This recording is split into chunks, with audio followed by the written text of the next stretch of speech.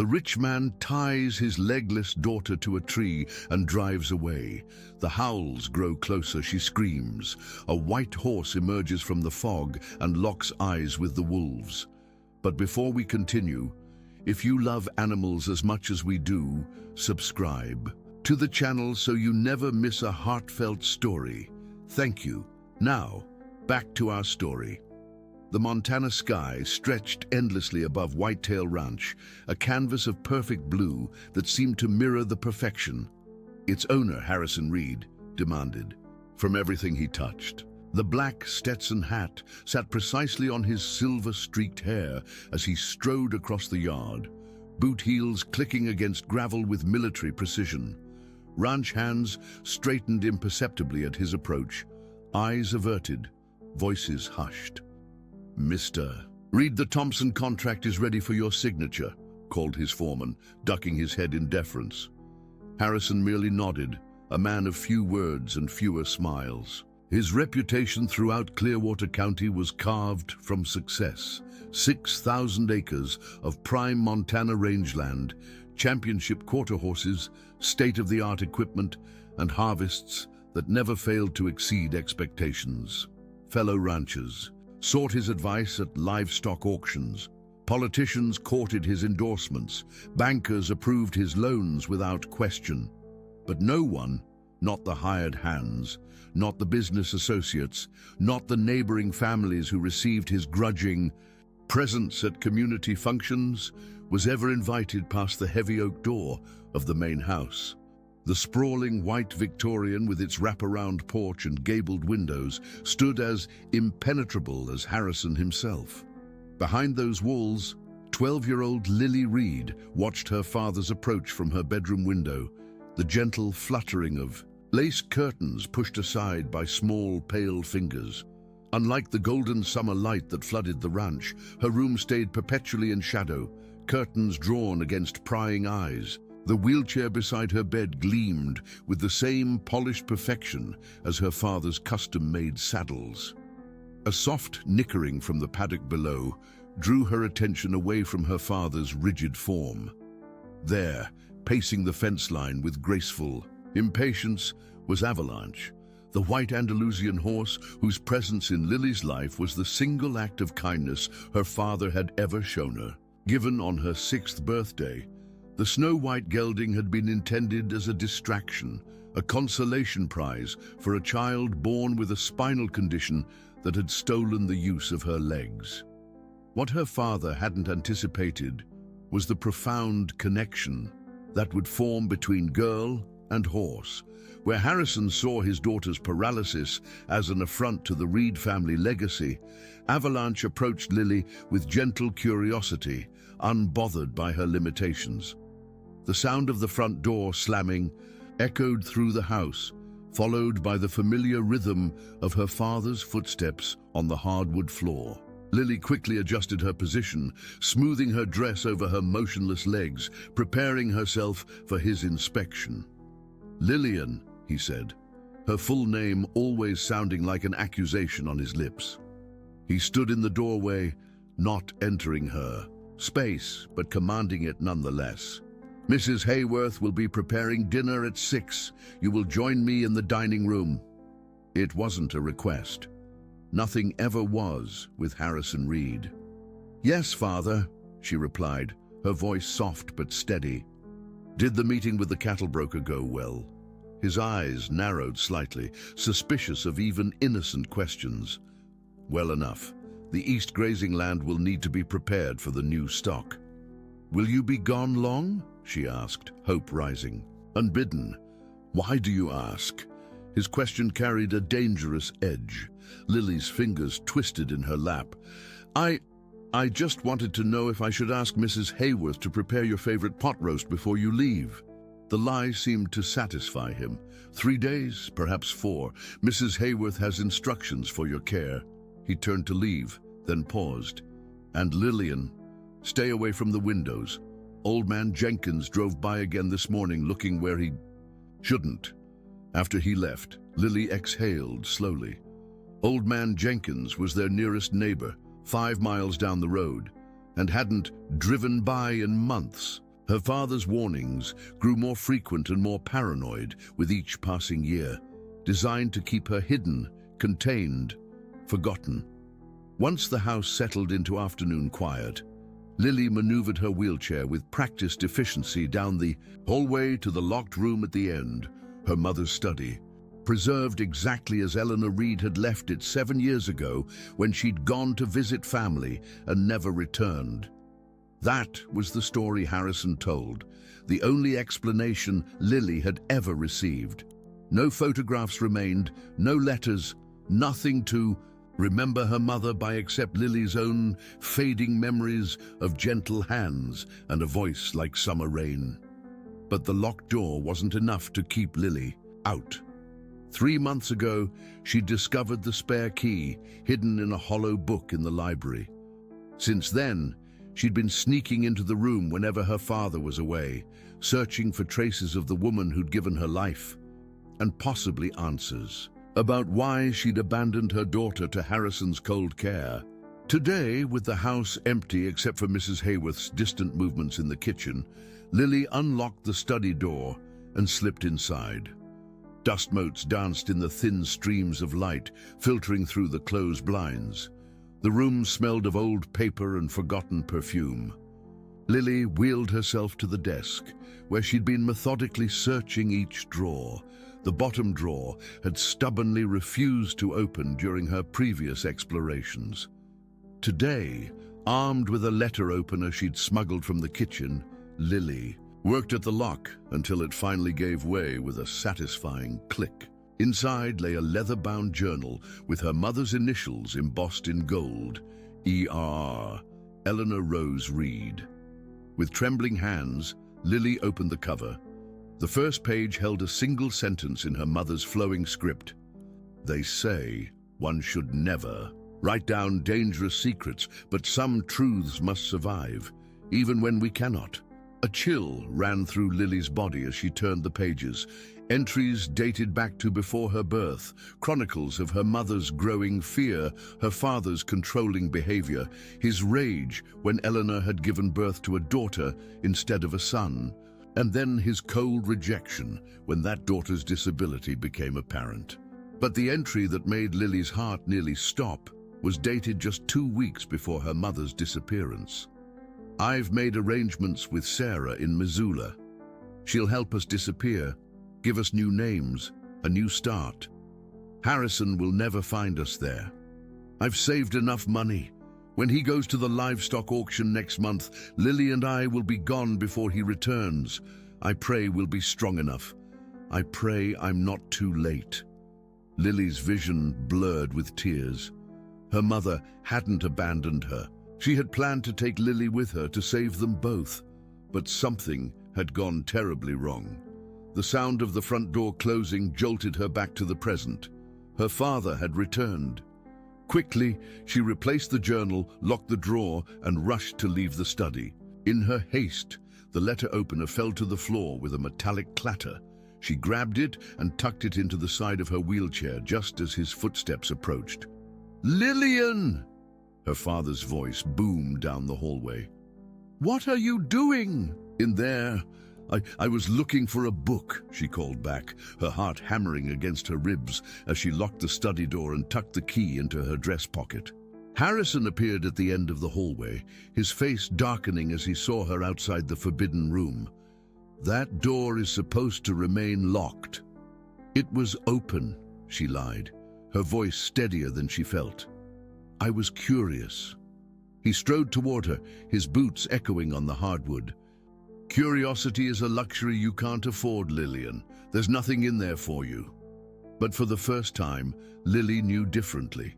She held his gaze, something new kindling in her eyes, a spark of defiance, of knowledge. For a moment, something like uncertainty flickered across her father's face.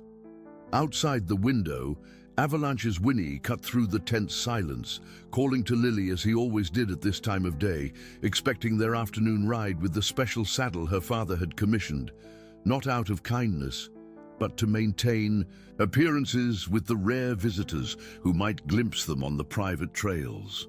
"I believe it's time for your ride," Harrison said, his voice suddenly calm, calculated. "And I've been thinking, Lillian, perhaps it's time we took a special trip together. There's a place on the north property I'd like to show you, something your mother loved. Would you like that?" Lily felt cold dread spread through her body, even as her mind raced with possibilities. The north property, the furthest, most isolated section of the ranch, bordering national forest land. No one ever went there. But her mother's journal burned in her thoughts. This could be her chance to find answers, to find Sarah in Missoula, to discover what had really happened. "Yes, Father," she said, forcing a smile. "I would like that very much." As he walked away, satisfied with her response, Lily's hand found the letter opener hidden in her wheelchair. Outside, Avalanche called again, impatient, loyal, waiting, her one true ally in a world her father controlled. "Soon," she whispered to herself, to the horse, to her lost mother's memory. Soon.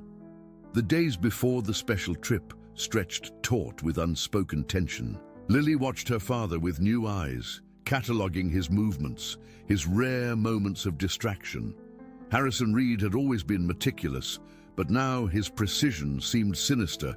The way he inspected the ranch vehicles, his hushed conversations with the foreman about clearing the north trail, the strange wooden box he carried to the barn one evening when he thought no one was watching.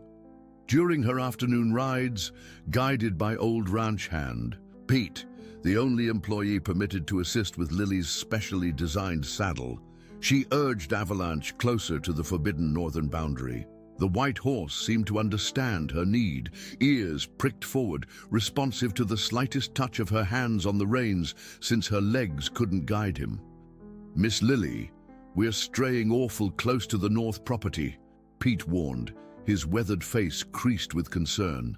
At 72, he was the oldest employee at Whitetail Ranch, the only one who'd been there since before Lily was born.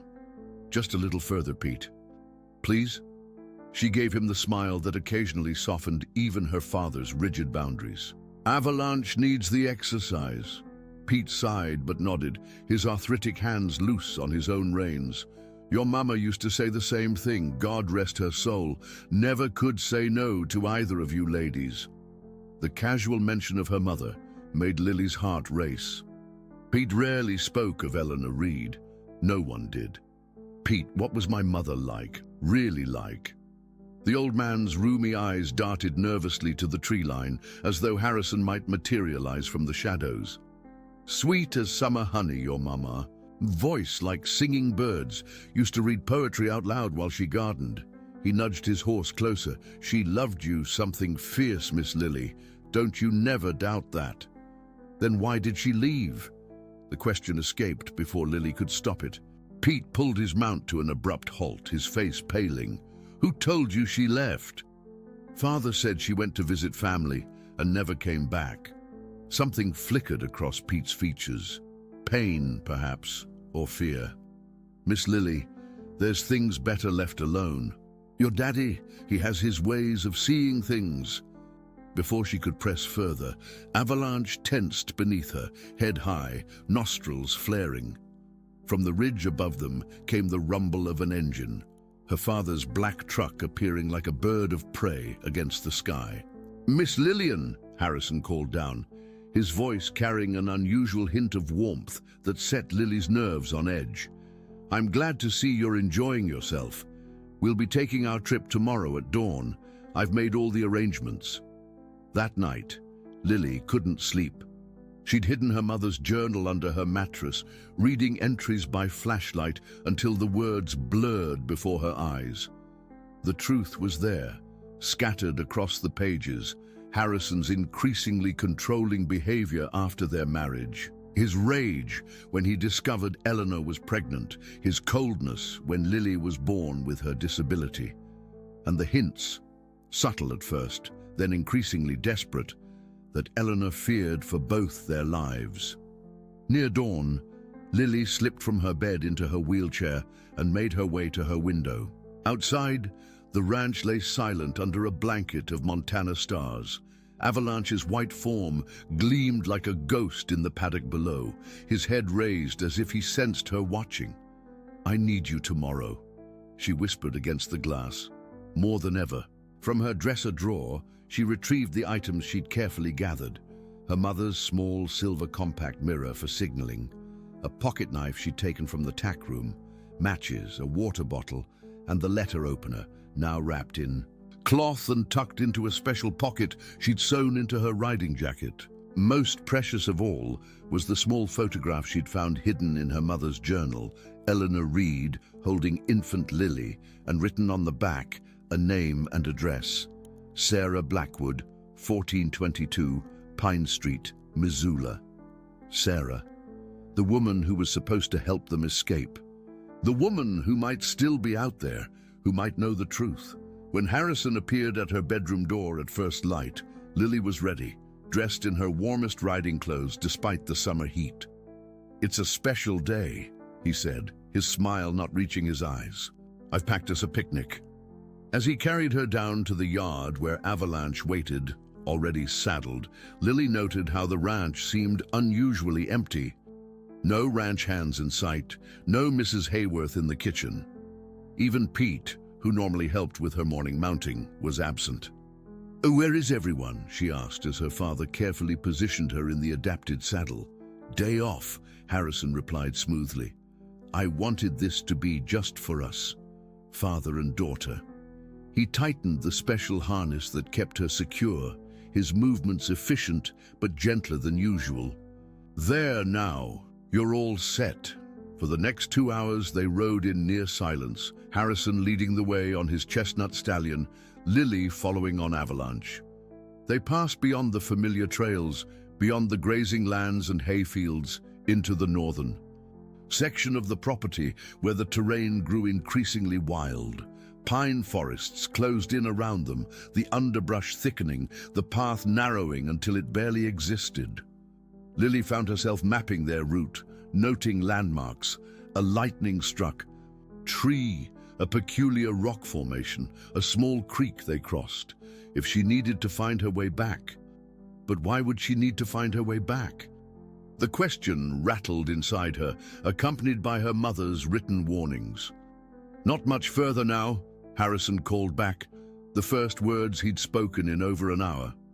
The trees suddenly gave way to a small clearing bordered by towering pines. At its center stood a weathered cabin, its windows dark, its porch sagging with age. "What is this place?" Lily asked, unable to keep the tremor from her voice. Harrison dismounted, his movements deliberate. "Your mother's sanctuary," she called it, her private retreat. His voice carried an edge Lily had never heard before, something almost like grief. "Would you like to see inside?" Confused by this unexpected glimpse into her mother's life, Lily nodded. Harrison approached Avalanche, reaching up to help her down. The white horse shifted nervously, rolling his eyes, exposing the whites. "Easy, boy," Harrison murmured, but there was no affection in his tone. As her father carried her toward the cabin, Lily glanced back at Avalanche. The horse pawed the ground, tossing his head, clearly agitated by something he sensed. Harrison kicked the cabin door open with his boot, carrying Lily inside to a single room thick with dust and shadows. A small table, a narrow cot, a cast-iron stove, and on the walls, Lily's breath caught, dozens of photographs of her mother, of Lily as a baby, of places she didn't recognize. Postcards from Missoula, California, Canada. "She planned to take you away from me," Harrison said quietly, setting Lily down on the cot. "She thought I didn't know." Cold fear washed over Lily. What happened to her? Harrison moved to the window, looking out at the horses. She made her choice, Lillian, but she didn't anticipate the snow that night. How treacherous mountain roads can be in winter. He turned back, his face a mask. "Some choices have consequences we don't expect." "You're lying," Lily whispered, her fingers finding the pocket knife in her jacket. "You've always lied about her." Something shifted in her father's expression, the facade cracking to reveal something wounded and dangerous beneath. I gave her everything, a beautiful home, status, and how did she repay me with a crippled daughter and betrayal? He moved toward the door. You're so much like her, Lillian, always questioning, always watching. I see her in your eyes when you look at me. He reached into his pocket and withdrew a length of rope. It's become a problem. Understanding dawned with terrifying clarity. You're going to leave me here. The wilderness makes decisions we're too weak to make ourselves, he said, as if repeating a personal philosophy. Nature knows what should survive and what shouldn't. I'm simply allowing nature to take its course. Lily clutched the edge of the cot. There are people who will look for me. Mrs. Hayworth, Pete. Mrs. Hayworth has been given a week's vacation. Pete, Harrison's mouth twisted.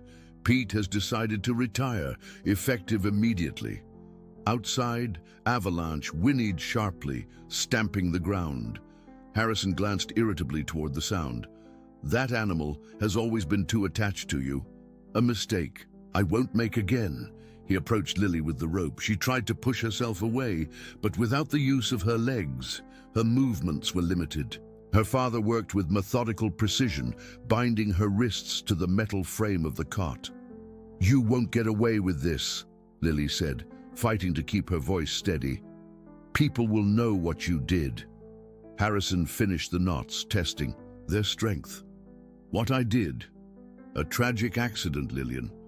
My beloved daughter, determined to prove her independence, took her horse for a ride in dangerous territory against my explicit instructions. By the time I discovered she was missing, he shrugged. Well, the mountain has its own justice.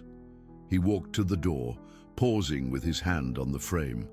For a moment, something like regret crossed his features. You could have been content with what I gave you, a comfortable life, protection from a world that would have only pitied you. You never protected me, Lily said, her voice finding strength from somewhere deep inside. You imprisoned me. Harrison's jaw tightened. Goodbye, Lillian. He closed the door behind him.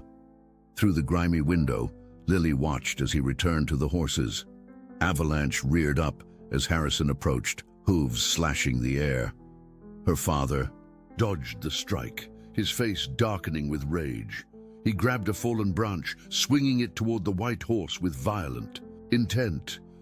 Avalanche evaded the blow, dancing sideways, but Harrison had his reins now, dragging the animal toward his own mount. With practiced movements, he secured Avalanche to his saddle horn, prepared to lead him away, leaving Lily alone, bound, with no means of escape. The white horse fought the restraint, pulling back, muscles straining against the pressure. Harrison struck him once, twice, but Avalanche refused to submit, rearing again with such force that the reins snapped. Free now, the horse bolted, not away from the cabin, but directly toward the forest edge, disappearing into the trees. Harrison stood motionless for long seconds, staring after the escaped animal. Then, with military precision, he mounted his own horse and rode away without looking back at the cabin where his daughter lay bound. Inside, Lily's fingers worked desperately at the ropes, twisting her wrists raw as the reality of her situation sank in. The cabin suddenly seemed smaller, the air thinner. Outside, thunder rumbled in the distance as clouds gathered above the mountain. "Mom," she whispered into the empty room, "help me."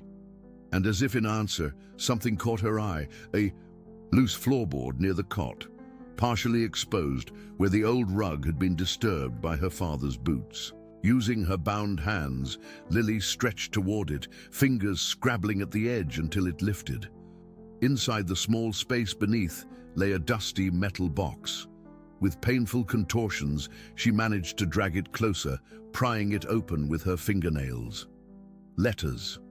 Dozens of them, and on top a sealed envelope addressed to "My darling Lily, when you're old enough to understand."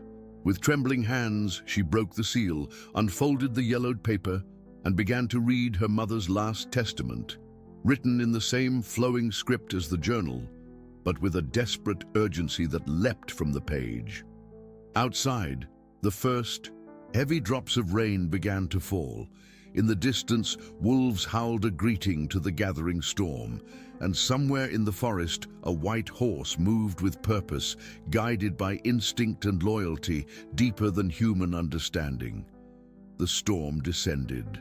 Upon the mountain with sudden fury, rain lashing against the cabin's thin windows, wind finding every crack in the aging wood. Inside, Lily's fingers cramped from holding her mother's letter, the words blurring through her tears. "My darling Lily," Eleanor had written, "if you're reading this, I failed to save us both. Your father discovered my plans to leave with you. He's threatened to take you away where I'll never find you if I try to escape again. I'm hiding this letter in our special place, praying that someday you'll find it. Know that I never abandoned you. Know that I have always loved you more than my own life. If Harrison has told you I left willingly, it is the cruelest of his many lies." The letter continued, detailing Harrison's escalating control, his rage. When Eleanor had confided in her friend Sarah about his behavior, but it was the final paragraph that made Lily's blood run cold. "I fear what he might do when cornered. He speaks of accidents and nature's way with a calmness that terrifies me. If anything happens to me, go to Sarah Blackwood in Missoula. She knows everything. She has proof. Be careful, my brave girl. Trust your instincts just as you trust Avalanche. That horse sees the truth in people that others miss. Your father gave him to you thinking he would be merely ornamental, like everything in his life. He never understood that some spirits cannot be broken, like yours, like mine, like the loyal heart of that remarkable animal." Outside, the wind howled between claps of thunder. Darkness was falling rapidly, hastened by the storm clouds. Lily twisted against her restraints, the rope cutting into her wrists as she struggled. The pocket knife in her jacket seemed impossibly far away. A sudden scratching at the door made her freeze. Wolves! Had they been drawn by the storm, by the scent of human vulnerability? The scratching came again, more insistent, followed by a familiar whine that sent hope surging through her chest. "Avalanche," she called, her voice cracking. The door, left unlatched by her father, swung open in a gust of wind. Framed against the stormy twilight stood Avalanche, his white coat darkened by rain, mud spattering his legs. He shook his head, water spraying from his mane, and stepped inside, hooves clopping on the wooden floor. "You came back," Lily whispered, new tears flowing freely. "You found me." The horse approached cautiously, unused to being indoors. He sniffed at Lily, blowing warm breath across her face, then began investigating the room with unexpected purpose, as if searching for something. "I need help, boy," Lily said, straining against the ropes. "I can't reach my knife." Avalanche circled the small room, bumping against the table, knocking a tin cup to the floor with a clang. He returned to Lily, nudging at her jacket with his soft muzzle. "Yes, the pocket. My knife is there." She twisted, trying to position her body to guide him. "Please understand." The horse's lips worked at her jacket, pulling at the fabric. With each attempt, his movements became more deliberate, more precise. Finally, in a moment that seemed almost human in its intent, he gripped the edge of her pocket with his teeth and pulled. The pocket knife clattered to the floor. Lily groaned in frustration, but Avalanche wasn't finished. He nosed the knife, pushing it closer until it rested against her fingertips. "Good boy," she breathed, stretching until her muscles screamed, managing to grasp the small knife. With agonizing slowness, she worked the blade open and began sawing at the ropes. Outside, the storm intensified. Rain drove horizontally now, seeping under the door. Lily could hear the nearby creek rising, water rushing over rocks with increasing volume. The mountain was coming alive with danger. The first rope snapped. Lily gasped as blood rushed back into her hand, pins and needles shooting up her arm. She worked faster on the second rope, aware that each minute brought new threats. Rising water, predators seeking shelter, the dangerous possibility of her father returning to check his handiwork. With the final cut, she was free. Rubbing her raw wrists, Lily looked around the cabin with new urgency. She couldn't walk. The wheelchair was back at the ranch. Even if Avalanche could carry her, navigating the mountain trails in this storm, in darkness, would be nearly impossible. They were trapped, at least until morning, and by then, Harrison might return. "We need to be ready," she told Avalanche, who stood watching her with intelligent eyes. "He'll come back to make sure." She couldn't finish the sentence. Her own father had left her to die, alone in the wilderness, unable to walk or defend herself. The betrayal cut deeper than any physical wound ever could. Avalanche shook himself, again spraying water. Lily realized the horse was still saddled, the special harness that kept her secure during rides still in place. Her father hadn't taken the time to remove it before trying to chase the animal away. "That's it," she exclaimed, "the emergency kit." Her father, ever prepared, insisted on emergency supplies attached to every saddle used on the ranch. With painful effort, Lily dragged herself toward Avalanche, using her arms to pull her body across the rough wooden floor. The horse stood perfectly still as she reached his side and fumbled with the saddlebags. Inside, she found what she'd hoped for: a compact emergency kit with waterproof matches, a small flashlight, basic first aid supplies, a space blanket, beef jerky, and, most valuable of all, a hunting whistle on a lanyard. "Good," she murmured, removing the items and tucking them into her jacket. "Now, we need a plan." The first priority was securing the cabin against the elements and potential predators. Using the table and her upper body strength, Lily managed to pull herself into a sitting position where she could reach the door. She closed it against the driving rain and wedged the chair under the handle. Next, she arranged her mother's metal box and other heavy items along the base of the door to block the growing puddle of water seeping underneath. As full darkness enveloped the mountain, Lily laid out her mother's letters on the dry part of the floor, using the flashlight to read. Through them one by one, they told a story more horrifying than she'd imagined. Harrison's careful isolation of Eleanor after their marriage, his rage when Lily was born with her disability, the accident he'd arranged for Eleanor's first attempt to leave, which had left her with a broken arm and fractured ribs. He said, "I fell down the stairs," one letter read, "and in a way I did, after he pushed me." Outside, a wolf howled, closer than before.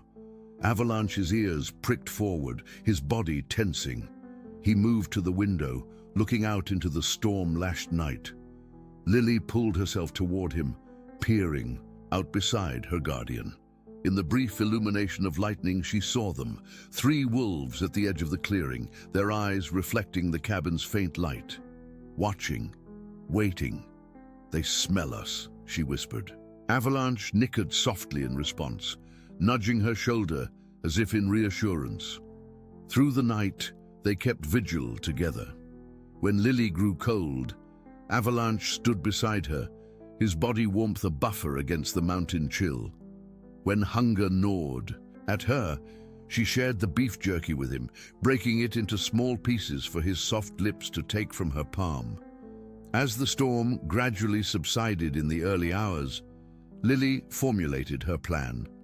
Her father would return, probably at first light. He would expect to find her weak, perhaps already gone. Instead, she would be waiting with Avalanche as her ally. "I need to get into the saddle," she told the horse as pre-dawn light began to filter through the trees. "It's our only chance."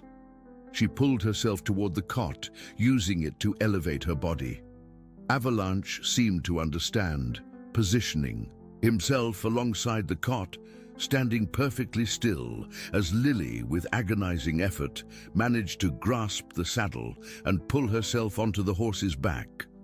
The specialized saddle, with its security straps and modified stirrups, had been designed to compensate for her paralyzed legs. Once properly positioned, Lily could ride as well as anyone, sometimes better, her upper body strength and intuitive connection with Avalanche making up for what her legs couldn't do. She secured the straps across her thighs, positioned her, feet in the stirrups, and took up the reins. Now we wait for him. They didn't wait long. As the first golden light touched the clearing, the sound of hoofbeats approached. Avalanche's ears swiveled toward the sound, his body tensing beneath Lily. "Not yet," she whispered, positioning herself out of sight from the windows. Harrison Reed's boots sounded on the porch, followed by a pause. The door handle rattled against the chair wedged beneath it. "Lillian?" His voice carried false concern. "Are you all right, daughter?" Lily remained silent, her heart hammering against her ribs. Her hand found the hunting whistle around her neck, their emergency signal on the ranch, audible for miles in the clear. Mountain air. The door burst open with a crack of splintering wood as Harrison kicked it in. He stepped inside, his expression morphing from practiced worry to shock as he registered the empty cot, the cut ropes, and finally, Lily mounted on Avalanche in the corner of the room. "How?" he began. Lily raised the whistle to her lips and blew, one long, piercing blast that echoed off the cabin walls and out into the mountain morning. Harrison lunged toward her, but Avalanche was faster. The white horse wheeled away from his reaching hands, positioning himself between Lily and her father. When Harrison tried to circle around, Avalanche struck out with a front hoof, forcing the man back. "You little fool," Harrison snarled, his mask of civility completely gone now. "No one can hear that whistle. No one knows we're here. No one is coming for you." "I know what you did to Mom," Lily said, her voice steady despite her racing heart. "I found her letters." Something flickered in Harrison's eyes, a momentary uncertainty quickly replaced by cold calculation. "Your mother was unstable, Lillian. Those letters are the ravings of a troubled mind. She was going to take me away from you." Lily's hand tightened on the reins. "And you couldn't allow that." "I protected you."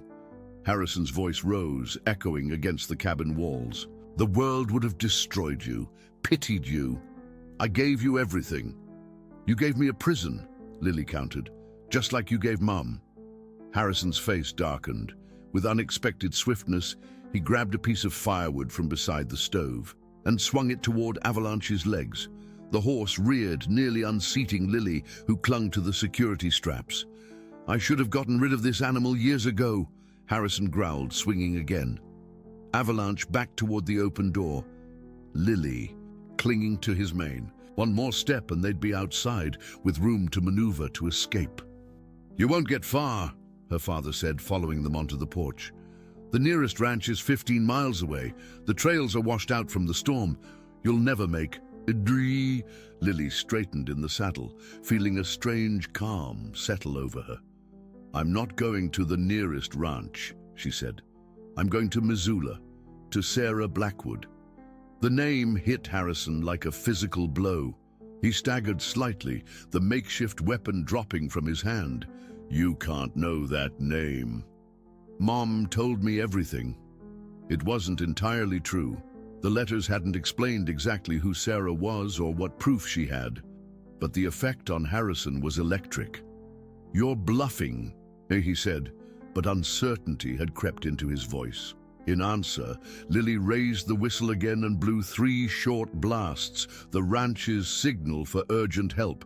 Harrison lunged for her, grabbing at Avalanche's bridle. The horse reared again, hooves slashing the air. Off balance, Harrison stumbled backward off the porch, landing hard on the muddy ground. "Goodbye, Father," Lily said, gathering the reins. "I'm going to find the truth." As she guided Avalanche around the cabin toward the trail, Harrison scrambled to his feet. "Lillian, you won't survive out there!" She didn't look back, keeping her focus on the path ahead. The storm had transformed the landscape, washing away sections of trail, bringing down branches and even entire trees in places. But Avalanche moved with surprising confidence, picking his way through obstacles, choosing alternate routes when necessary. Behind them, Harrison's voice faded, replaced by the sounds of the awakening forest. Birds calling, the creek still swollen with rainwater, wind rustling through pines. Lily breathed deeply, tasting freedom in the crisp mountain air. An hour into their journey, Avalanche suddenly halted, head high, ears pricked forward. Lily listened, hearing what had alerted her companion, hoofbeats approaching rapidly from behind. "He's coming," she whispered, fear surging. Anew. There was nowhere to hide on the narrow trail, no way to outrun her father's larger, stronger horse. The hoofbeats grew louder. Avalanche shifted nervously beneath her. Lily reached for the whistle, a futile gesture but her only defense.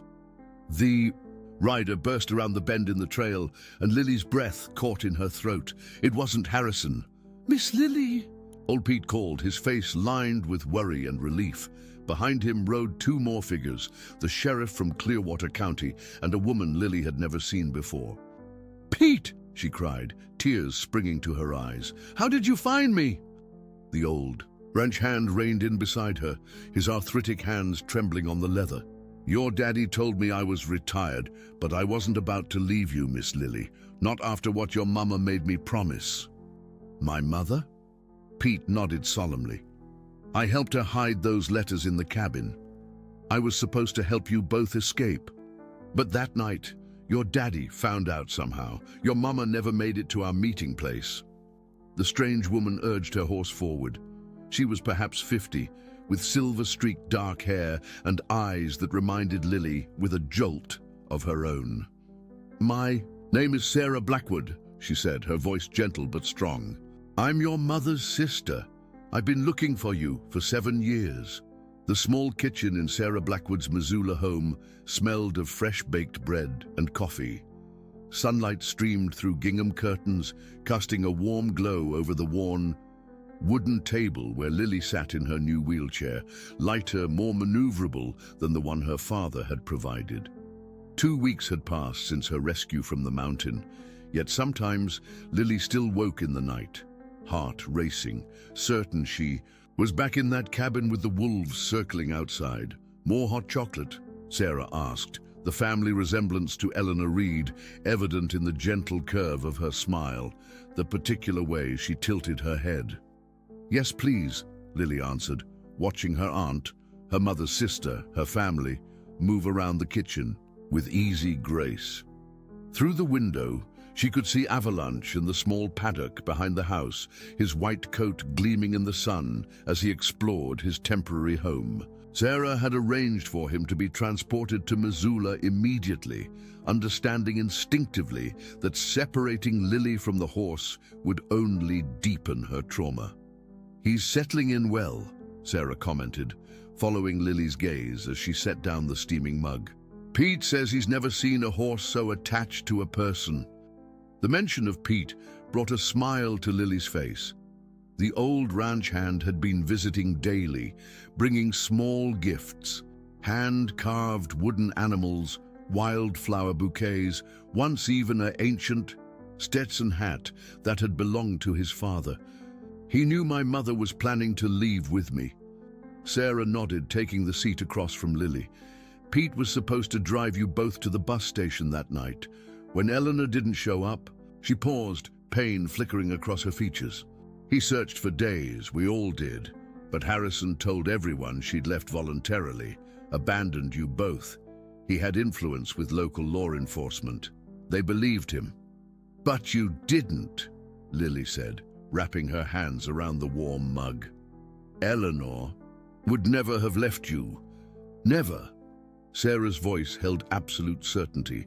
"We were planning to start a new life, all 3 of us here in Missoula. I'd found a house with wheelchair access, research schools with good support programs." She reached across the table, her fingers brushing Lily's. "I never stopped looking for you." The sound of a vehicle pulling into the driveway interrupted their conversation. Sarah rose, peering through the curtains. "It's Sheriff Collins and Ms. Mercer from Child Services." Lily's stomach tightened. Despite assurances that she would never have to return to her father, each official visit resurrected the fear that somehow Harrison Reed would reclaim control over her life. The doorbell rang, and Sarah squeezed Lily's shoulder reassuringly before going to answer. Voices murmured in the hallway before 3 people entered the kitchen. Sheriff Collins, his weathered face serious beneath his uniform hat. Ms. Mercer, the social worker assigned to Lily's case, and a third person, unexpected, Pastor Michaels, from the small church in Clearwater County. Miss Reed, the sheriff greeted her, removing his hat. Hope we're not interrupting. It's fine, Lily replied, although her hands trembled slightly around her mug. We have some news, Ms. Mercer said, taking the seat Sarah offered. About your father. Lily had been prepared for many possibilities, that Harrison would fight for custody, that he would deny her allegations, that his influence would somehow overcome the evidence against him. What she hadn't expected was what Sheriff Collins said next. Harrison Reed was found dead this morning at Whitetail Ranch. The words seemed to hang in the kitchen air, impossible to process. Dead, Lily repeated numbly. Appears to be suicide, the sheriff continued, his voice gentle but professional. He left a note and a confession. Pastor Michaels moved closer, his kind face somber. Lily, your father came to see me 3 days ago. He was troubled, spoke of sins he couldn't outlive, burdens too heavy to carry. I tried to counsel him, but he left before I could really reach him. The note specifically mentioned your mother, Sheriff Collins added. He admitted to causing her death 7 years ago, claimed it was an accident during an argument, but that he panicked and hid the body on the property. Lily's vision blurred. All these years, her mother had been there, somewhere on the ranch, unfound, unmourned except by the daughter and sister who never stopped loving her. We've recovered remains, the sheriff continued carefully. They're consistent with what we know about Eleanor Reed. DNA testing will confirm. Sarah made a small, broken sound and turned away, her shoulders shaking. He also confessed to leaving you in that cabin, intending for you not to be found. Sheriff Collins' jaw tightened. The confession is detailed, corroborates everything you told us. The news should have brought relief, vindication, justice, closure. Instead, Lily felt hollow, as if something vital had been scooped from her chest. Her father was gone, her mother confirmed dead. The monster and the angel of her childhood both lost to her forever. What happens now? She asked, her voice small in the suddenly oppressive kitchen. Ms. Mercer leaned forward. Sarah has petitioned for guardianship as your nearest living relative. Given the circumstances and your clear bond, the court is expediting the process. There's every reason to believe you'll be able to stay here permanently. And the ranch? Lily wasn't sure why she asked. She never wanted to see Whitetail again. That's partly why I'm here, Pastor Michaels said. Your father amended his will last week. He left everything to a trust. Half the proceeds are to fund a therapeutic riding program for disabled children in Clearwater County. The other half, he paused, looking directly at Lily, is in your name, to be administered by Sarah until you turn 21. Lily blinked, trying to comprehend this final contradiction from a man who had shown her so little love in life. I don't understand.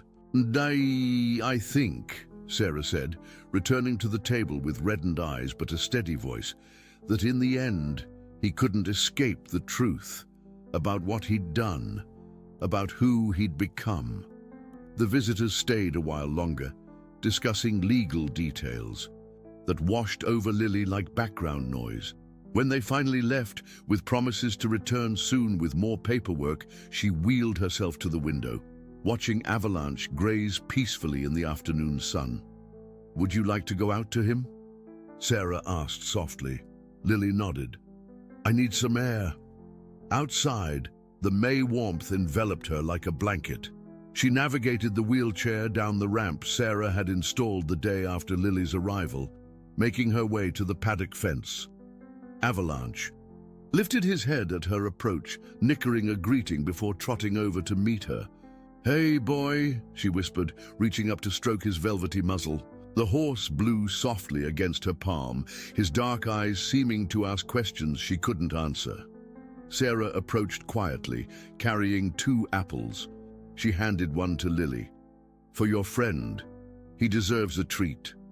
As Avalanche delicately took the offered apple, Sarah leaned against the fence. "The sheriff told me something else while you were in the bathroom. Your father's confession mentioned Avalanche.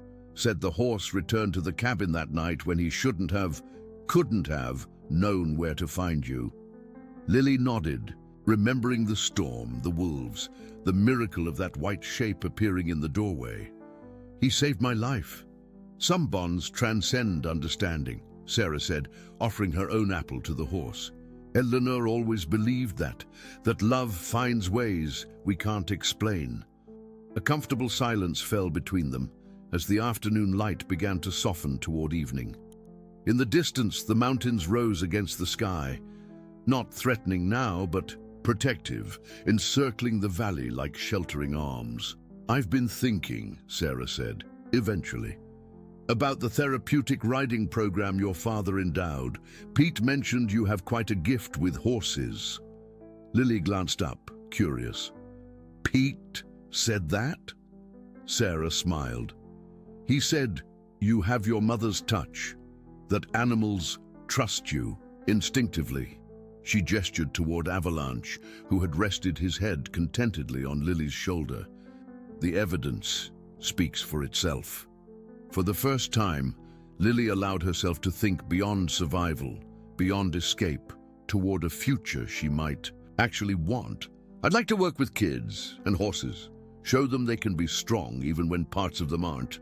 "You could start this summer," Sarah suggested. "There's a riding center just outside Missoula that works with disabled children.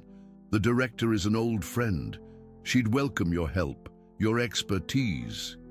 "My expertise?" Lily laughed softly. "I'm just a kid.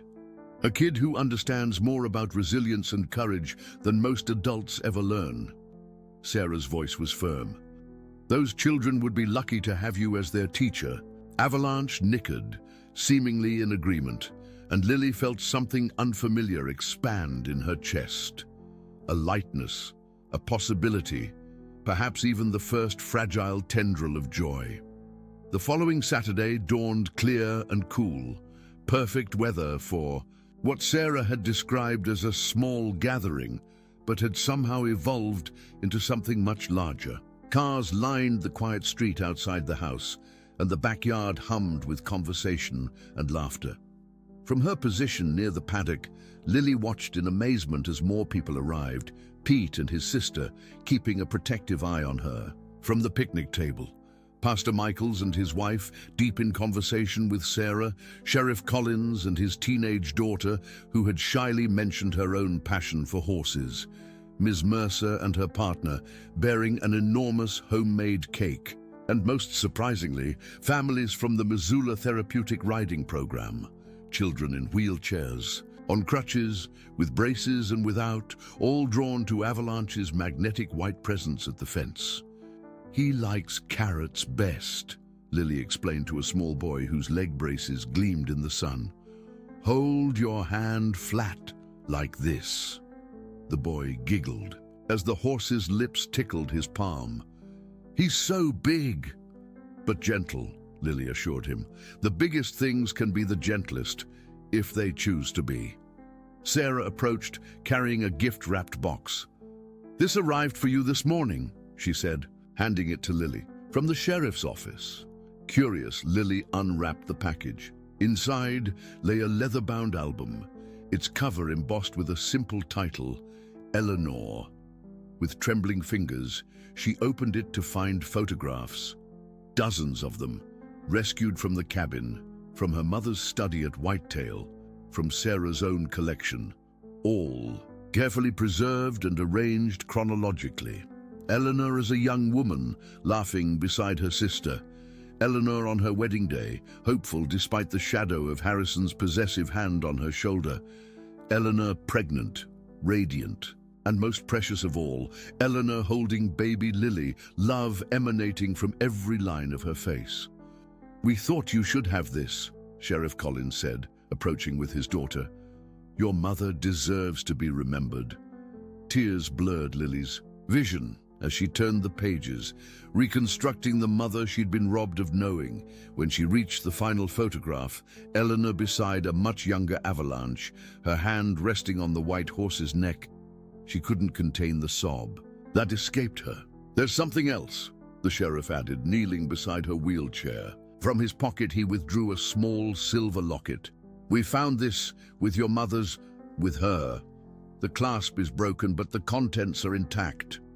The tarnished locket opened to reveal a tiny photograph of Lily as an infant and a lock of fine baby hair. On the opposite side, inscribed in delicate script, "My strength, my heart, my Lily, forever." A warm spring breeze stirred the leaves of the maple tree overhead as Lily closed her fingers around this tangible piece of her mother's love. Across the yard, children laughed, adults conversed, and life continued its inexorable forward movement. Avalanche whinnied softly from the paddock, his white presence a constant reminder that loyalty, once given, never truly dies. Sarah sat beside her, one hand coming to rest gently on Lily's shoulder. "She would be so proud of who you've become." Lily looked around at the gathering, not a pity party for a traumatized orphan, but a celebration of community, of finding one's place, of beginning again. She thought of the children from the riding program, many already asking when they could have a turn on Avalanche. She thought of Pete, who had kept faith with a promise made to her mother 7 years ago. She thought of Sarah, who had never stopped searching. "I have her letters," Lily said, touching the locket at her throat. "And now her pictures, but mostly I have her in me, in how I choose to live." Later, as twilight softened the edges of the world, Lily sat alone with Avalanche, her wheelchair positioned beside the paddock fence. The party had wound down. The guests departed with promises to return soon. Inside the house, Sarah was putting away leftovers, deliberately giving Lily space for this moment she'd requested. "We made it," she told the horse, who stood attentively before her, ears pricked forward as if understanding every word. "Against everything, we found our way here." The horse lowered his noble head, pressing his forehead against hers in a gesture so gentle, so deliberate, that it felt almost like a blessing. In that moment, Lily knew with certainty that some bonds could not be broken, not by distance, not by cruelty, not even by death. Eleanor Reed had loved her daughter enough to die trying to save her. Avalanche had loved Lily enough to defy nature and instinct to protect her.